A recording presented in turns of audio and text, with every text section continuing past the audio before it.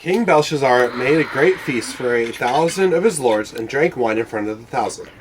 Belshazzar, when he tasted the wine, commanded that the vessels of gold and of silver that Nebuchadnezzar his father had taken out of the temple in Jerusalem be brought, that the king and his lords, his wives, and his concubines might drink from them. Then they brought in the golden vessels that had been taken out of the temple, the house of God in Jerusalem, and the king and his lords, his wives, and his concubines drank from them.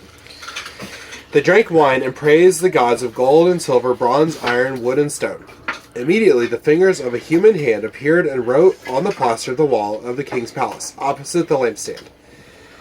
And the king saw the hand as it wrote. Then the king's color changed, and his thoughts alarmed him. His limbs gave way, and his knees knocked together. The king called loudly to bring in the enchanters, the Chaldeans, the astrologers. The king declared to the wise men of Babylon, "Whoever reads this writing and shows me its interpretation shall be clothed with purple and have a chain of gold around his neck, and shall be the third ruler in the kingdom." Then all the king's wise men came in, but they could not read the writing or make known to the king the interpretation. Then King Belshazar was greatly alarmed, and his color changed, and his lords were perplexed.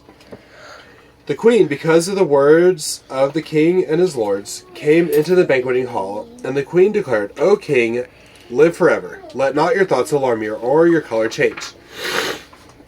There's a man in your kingdom in whom is the spirit of the holy gods. In the days of your father, light and understanding and wisdom, like the wisdom of the gods, were found in him. And King Nebuchadnezzar, your father the king, made him chief of the magicians, enchanters, Chaldeans, and astrologers. Because an excellent spirit, knowledge, and understanding to interpret dreams, explain riddles, and solve problems were found in this Daniel, whom the king named Belteshazzar. Now let Daniel be called, and he will show the interpretation." Then Daniel was brought in before the king. The king answered and said to Daniel, "You are that Daniel, one of the exiles of Judah, whom the king my father brought from Judah. I have heard of you that the spirit of the gods is in you, and that light and understanding and excellent wisdom are found in you. Now the wise men, the enchanters, have been brought in before me to read this writing and make known to me its interpretation, but they could not show the interpretation of the matter. But I have heard that you can give interpretations and solve problems. Now, if you can read the writing and make known to me its interpretation, you shall be clothed with purple and have a chain of gold around your neck, and shall be the third ruler in the kingdom." Then Daniel answered and said before the king, "Let your gifts be for yourself, and give your rewards to another.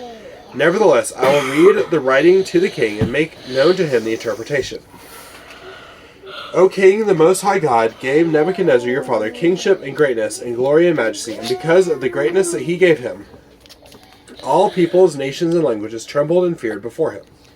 Whom he would, he killed, and whom he would, he kept alive. Whom he would, he raised up, and whom he would, he humbled.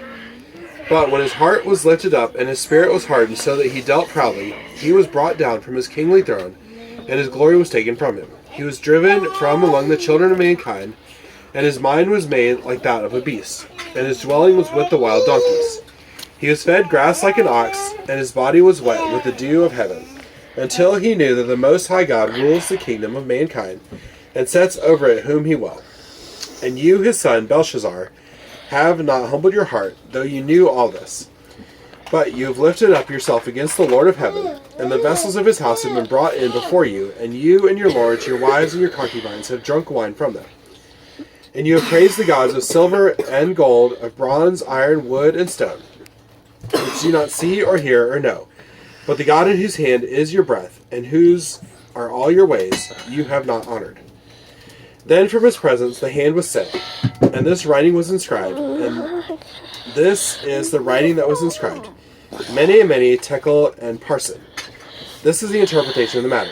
Mene, God has numbered the days of your kingdom and brought it to an end. Tekel, you have been weighed in the balances and found wanting. Paris, your kingdom is divided and given to the Medes and the Persians. Then Belshazzar gave the command, and Daniel was clothed with purple. A chain of gold was put around his neck, and proclamation was made about him that he should be the third ruler in the kingdom. That very night, Belshazar, the Chaldean king, was killed, and Darius the Mede received the kingdom, being about 62 years old.